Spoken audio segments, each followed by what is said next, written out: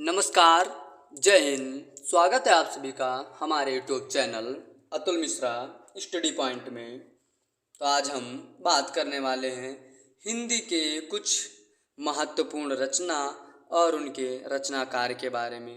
तो अगर आप लोग हमारे चैनल पर नए हैं तो चैनल को सब्सक्राइब करें, साथ में बेल आइकन को दबाएं, जिससे कि आने वाले नए वीडियो की नोटिफिकेशन आप तक पहुंच सके।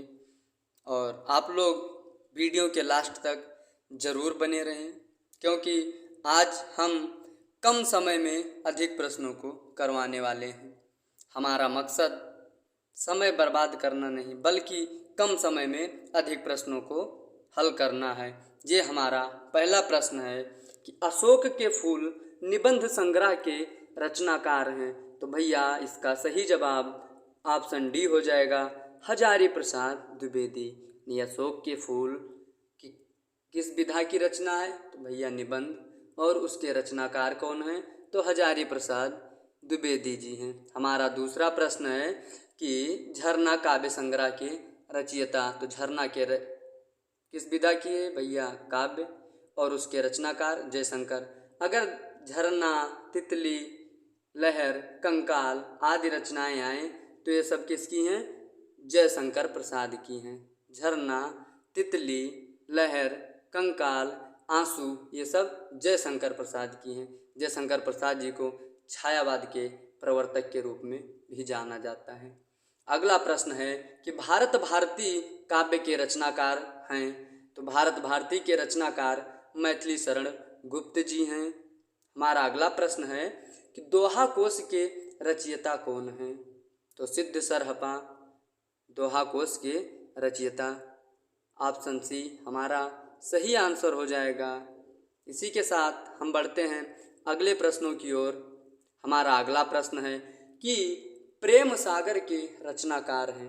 तो भैया जब प्रश्न पूछेगा कि प्रेम सागर के रचनाकार हैं, तो अब प्रेम सागर के रचनाकार लल्लू लाल।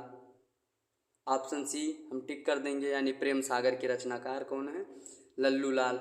हमारा अगला प्रश्न है कि पंच परमेश्वर कहानी के लेखक। तो भैया पंच परमेश्वर कहानी के लेखक मुंशी प्रेमचंद हैं, जिन्हें कथा सम्राट के नाम से जाना जाता है। उनके कुछ उपन्यासों पर चर्चा कर लेते हैं। गबन, गोदान, सेवा सदन, ये सब उनके प्रसिद्ध उपन्यास हैं। उनका एक उपन्यास है मंगलसूत्र। कभी कभी पूछ लिया जाता है कि मुंशी प्रेमचंद का कौन सा उपन्यास अपूर्ण है? तो भैया मंगलसूत्र हो जाएगा।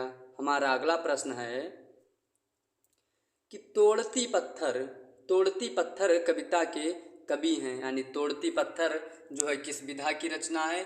तो कविता विधा की है। और उसके रचनाकार कौन है? तो भैया उसके रचनाकार हो जाएंगे सूर्यकांत त्रिपाठी निराला जी। सूर्यकांत त्रिपाठी निराला।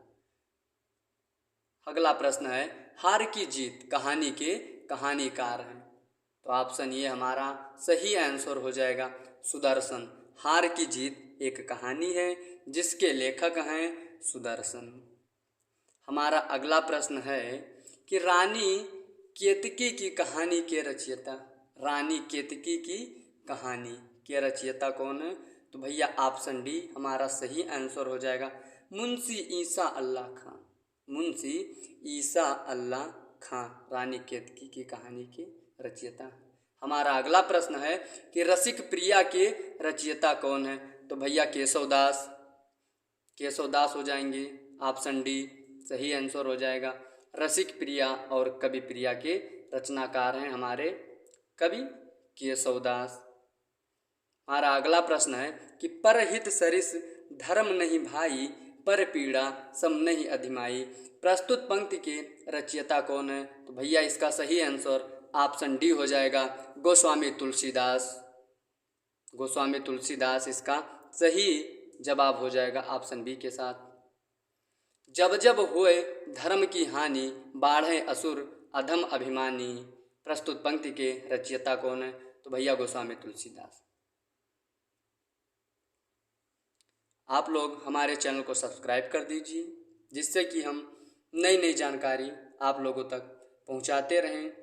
और हम फिर चलते हैं आगे कुछ प्रश्नों की ओर। तो हमारा अगला प्रश्न है कि जब जब हुए धर्म की हानि, बाढ़ें असुर अधम अभिमानी। प्रस्तुत पंक्ति के रचयिता तो गोस्वामी तुलसीदास, जो कि हिंदी के भक्ति काल के सगुण मार्गी राम भक्ति शाखा के कवि हैं।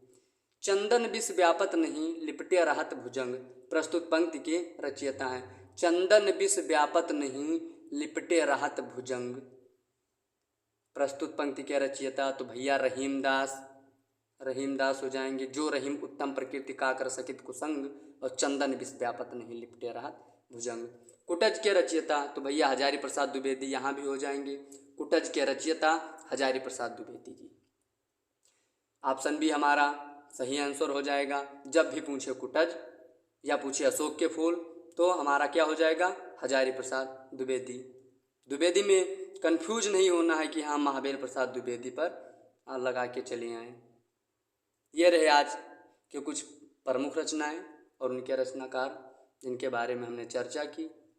जय हिंद, जय भारत।